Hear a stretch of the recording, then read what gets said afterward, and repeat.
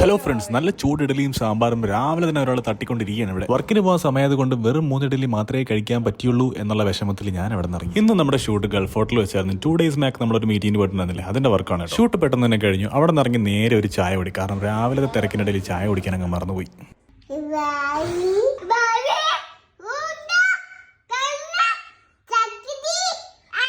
വീട്ടിലെത്തി വാവുകുട്ടിനെ കുളിപ്പിച്ചിട്ടായി. കാരണം wife lunch ഉണ്ടാക്കുന്ന തിരക്കിലായിരുന്നു. കിച്ചണിലെത്തിയപ്പോഴേക്കും എന്നെ വെയിറ്റ് ചെയ്ത് പതിപോലെ സിംഗിൾ കുറച്ച് പാത്രങ്ങളുണ്ടായിരുന്നു. പാത്രം കഴുകിയിരുന്ന ടൈം കൊണ്ട് വൈഫ് റെഡി ആയിട്ട് ഇറങ്ങിയിട്ടുണ്ട്. സാധാരണ ജോലിക്ക് പോകുമ്പോഴത്തേക്ക് ഞാൻ കൊണ്ടാക്കാറാണ് പതിവ്. പക്ഷേ ഇത് ടേൺ അറൗണ്ട് ഫ്ലൈറ്റ് ആയതുകൊണ്ട് പുള്ളിക്കാരി വണ്ടി എടുത്തങ്ങ് വിട്ടു.